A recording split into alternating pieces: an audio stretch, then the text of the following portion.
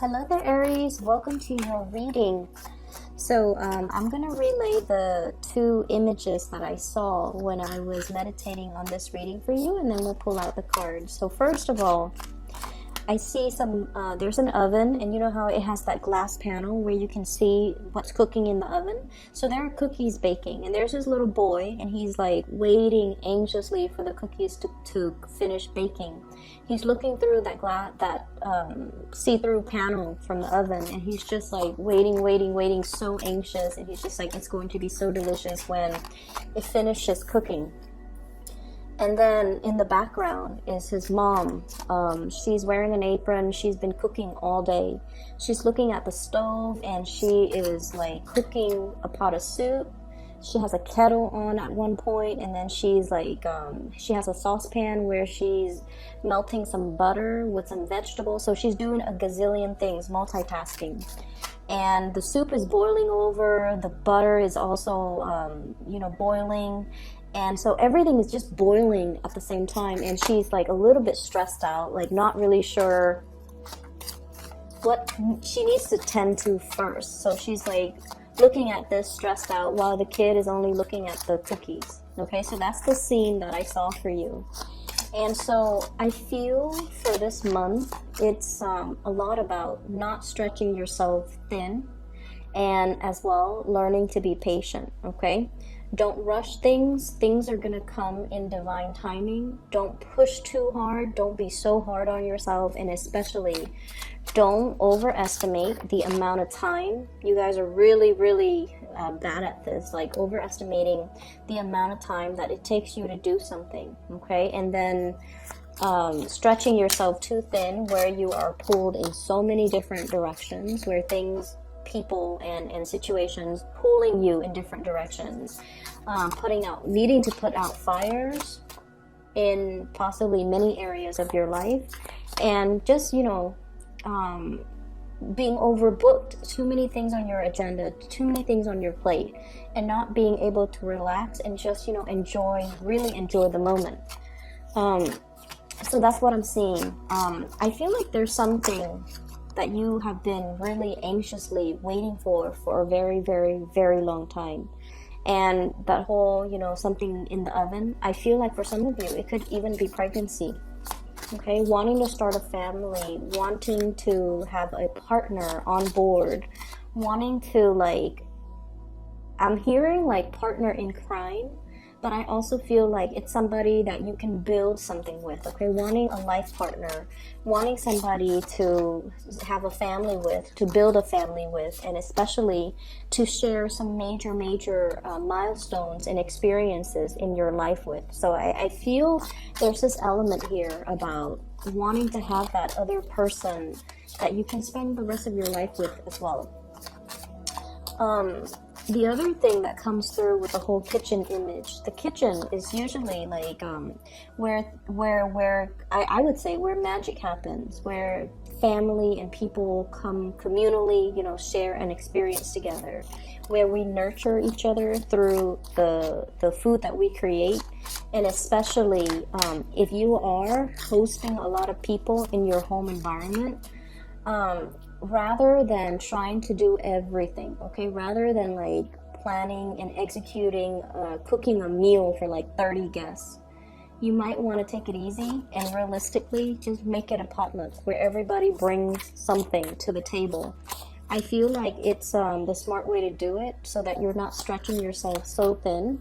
If there are specific things that you want to do for the people that you love, by all means do it, but be very, very realistic with your time constraints, and don't be so stressed out that you're not able to really enjoy the moment, okay? Because it's the gathering, it's the people that really matter. It's not so much about showing off our culinary skills or showing off our kitchen or showing off our home. It's really about people coming to see you and people wanting to spend time with you in an environment that is laid back, that is relaxing, that's calm and comforting. So don't work yourself in a frenzy, and especially, don't stress yourself out, okay?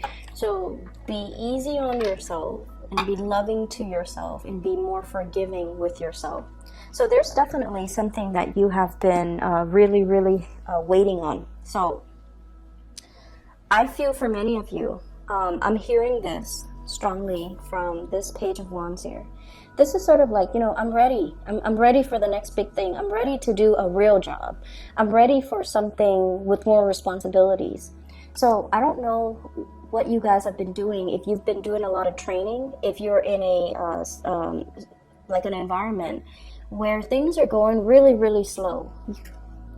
The Hangman, waiting in suspension, waiting for things to happen, being in a situation where there's a lot of work to be done, there's a lot of people or projects or things that need you. It's almost like you're there to help. You have the skills, you have the expertise, but for whatever reason, whoever is overseeing the situation feels like you're not ready. So they're not giving you that opportunity to prove yourself. They're not giving you that chance to get out there and get your hands dirty, roll up your sleeves, and just take care of things. So it feels like you're in a state almost like of waiting, of suspension, of limbo, and you're not able to, it can feel really, really frustrating for a fire sign to not be able to get out into the world and do whatever it is that they want. I feel like you might be in a capacity where you are learning things, okay? This is usually like going back to school, mastering a skill, mastering a specific concept, a theory, before you can go out into the world. Once again, this ivory tower type of a situation. So I feel like many of you, you're going through some training. It could be some legal training that you're dealing with. It could be learning how to do things properly. There might be legal ramifications if things are not done in a specific way, or if it's almost like you have to cover your butt so that you don't get sued, or you have to do things in a procedurally correct way. Otherwise, people can sue. So I feel whatever the situation is, I know that it's very, very frustrating, and you feel like you've mastered it, and you feel like you really want this opportunity to prove yourself, to put theory into practice, and to be able to help a lot of people, and to make the situation better, because there's obviously a need for you in this work situation, but you're not giving the chance and the opportunity to exert yourself, okay?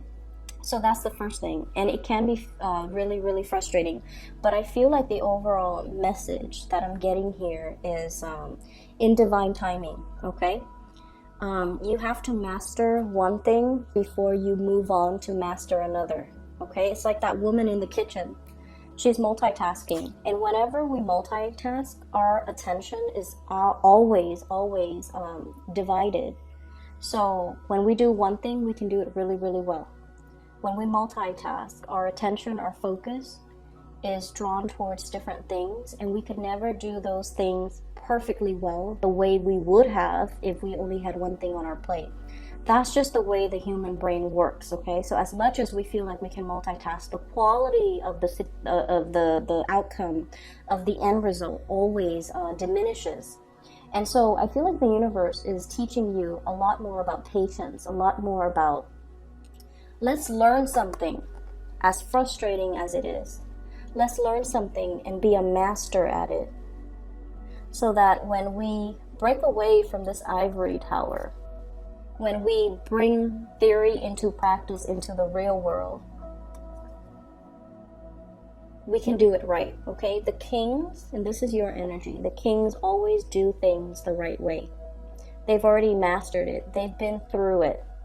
They have the skills and the knowledge and the experience and whatever it is that's required of a ruler, a leader, breadth of vision, hindsight, you know, the whole learning from past experiences. But I feel like, you know, the universe really wants you to master, rather than going into a situation excitedly but not having the skills and the necessary experience from your past to make the best of a situation, or to make something the best that it could be. So a little bit more patience and a little bit more waiting, I feel, is going to be in store for you.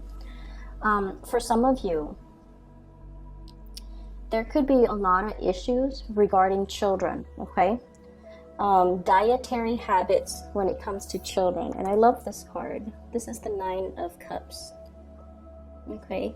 I usually think of this as like the binge eating, or a household that might be a little bit neglected, and then the children are eating whatever is around, usually junk food or usually snacks. The parents might be so busy, or the parents might not be in the picture, or there's some issues here. I feel for some of you, if it's not your own children, you might be dealing with a child, and you might be compensating, taking care of a child, or giving the child a lot of love and attention, or you're feeling like the parents of the child are turning their back on the kid. Okay, as sad as that is. So if it's not your children, I feel like you're experiencing this. You're playing the role of a caretaker. You're doing something to rectify a situation because you're just like, that's not fair. It's not healthy for these kids to be living like this, or it's not healthy for this child to be in this type of environment. So I feel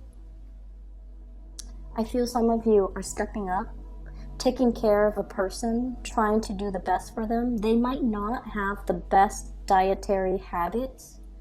They might be very picky with food. And for some of you, if this is not a child, you're taking care of a person. Like, you're doing your best to really take care of a person. It can be a little bit difficult on your end because, time constraints, responsibilities, whenever we take care of another person.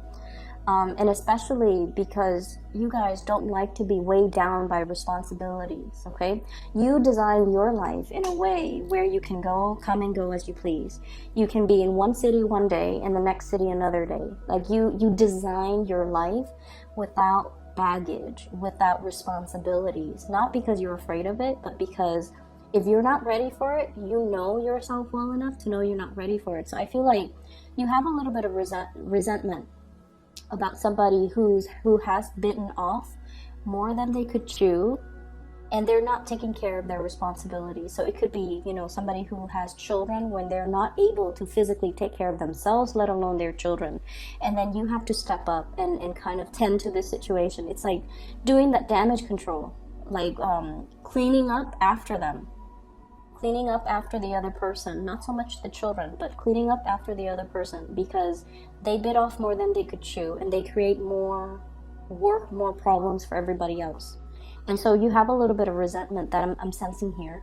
But I also feel like you're dealing with this person. Whatever contributions you're making in their life right now, especially if it's somebody you're taking care of, a child or somebody else, your efforts are not going unnoticed, okay? I feel like this karma is going to come back to you tenfold. Like, it's really good karma, because I feel like you're taking care of the situation from the goodness of your heart, and because you feel like the situation is not fair. The Justice card. 2 people fighting over something when they're not really seeing the big picture. It's like ego battles, okay? Coming from a very petty space. And you're not tolerating that. You're seeing that there's wisdom that is beyond these people. You might even be the mediator in a conflict. You might be seeing the bigger picture, and you're showing them that bigger picture by being the bigger person and taking care of situations and not whining about it, and just, doing what you feel is right. And it can be really frustrating too, because you guys feel like you can do so much more. Okay? So you feel like you can do so much more, but you're very cognizant about not stepping on other people's toes, not overstepping your boundaries, and also still holding the other person responsible. So like, you're not doing everything to alleviate them of the need to do it, to take care of their responsibilities.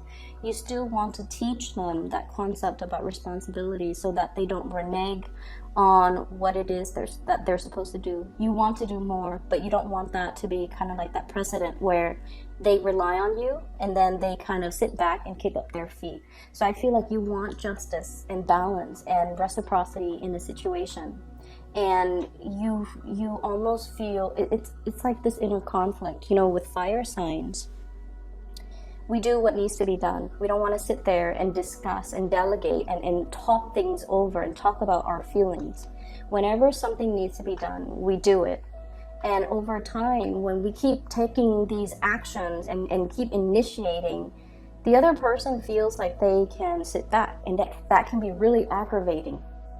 It can be really aggravating, and especially in a situation where you feel like it's wrong, I have to do something about it, I have to step up. And then in the process of you stepping up, the other person steps down. And you're trying to find that middle ground. You're trying to find that balance to be nice, but at the same time not enable a bad behavior. So that's what I'm feeling here. There's a little bit of tug of war and conflict internally within you guys. Like, how much should I do? How much is enough? You know? So that's what I'm feeling here. So I definitely see for many of you, you're learning a lot about how to nurture, care for, and I feel like it's almost like you're being prepped to be the caretaker for somebody.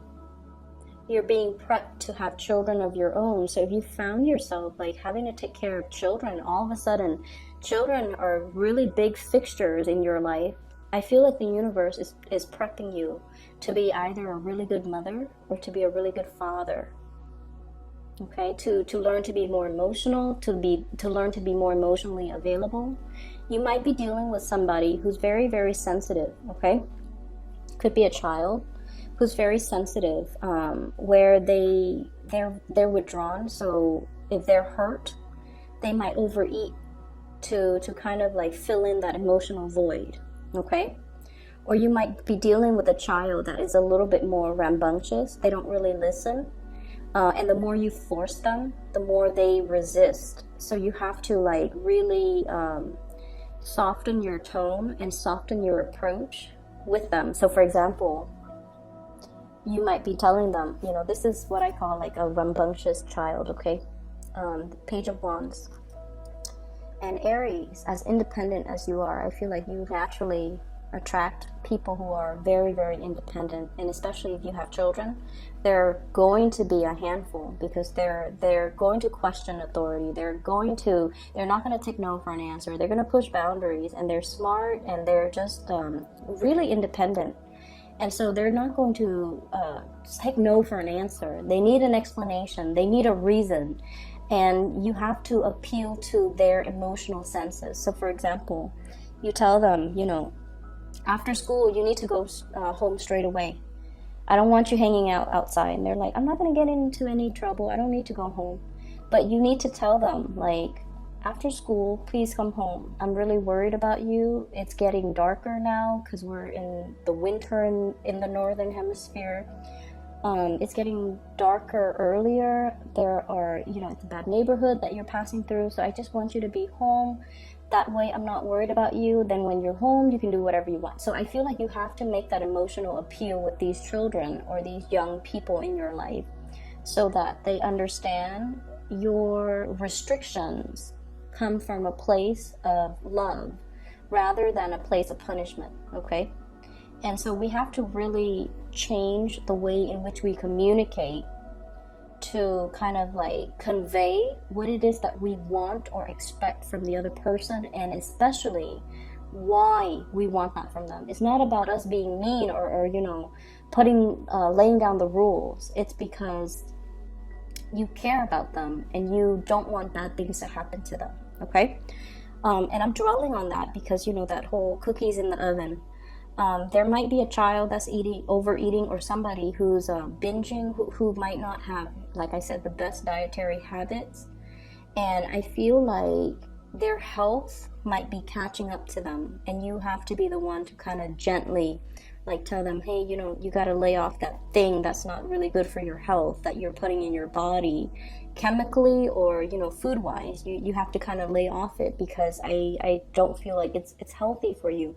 And approaching that from a space of understanding and kindness is a lot more, it's going to make the other person a lot more receptive than approaching them from a place of harshness, okay, and criticism. So that's what I'm feeling here. I feel like for many of you, there's a lot of training that you're going through, and it's like, it's frustrating, I understand. But it's going to come to an end, and then you can kind of like spread your wings and you know, practice what you preach. And you can have an opportunity, especially to kind of really have more independence to do things without people looking over your shoulders to see if you're doing things properly. And then I also feel as well in partnerships, I have 3 signs. So I have an air sign, Aquarius, Gemini, and Libra. And I have this here, King of Swords. You might be having a lot of discussions with this person if it's a romantic partner, okay? Over family trauma, healing past family issues.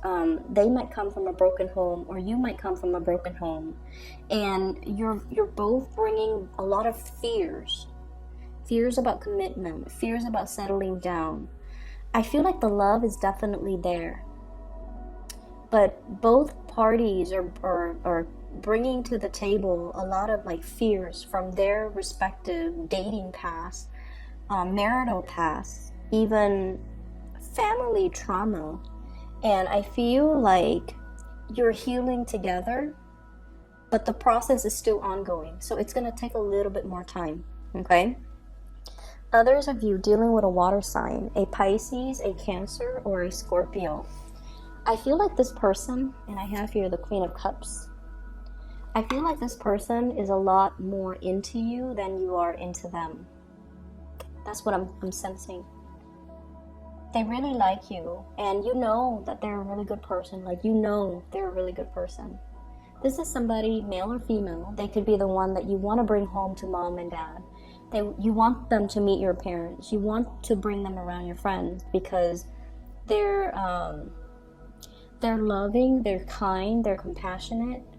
But I feel like, I don't know how much fun or excitement or enjoyment you're getting out of this relationship. So I feel like there's somebody here that is really, really, really into you. Like, they're really into you.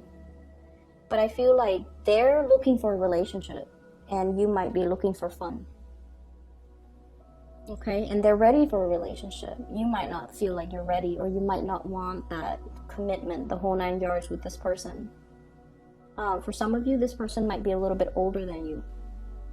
And I feel like they're actually very attractive, very beautiful, but they are looking for a relationship. They're not ones to kind of run around and, you know, collect bed partners. They're not like that. They're really looking for a relationship. They might have children of their own. They might like be dealing with a like a separation or a divorce. Okay, so they're not completely single just yet. And then I also feel a fire sign, Sagittarius, Aries, Leo. There might be a distance thing between you and this relationship partner.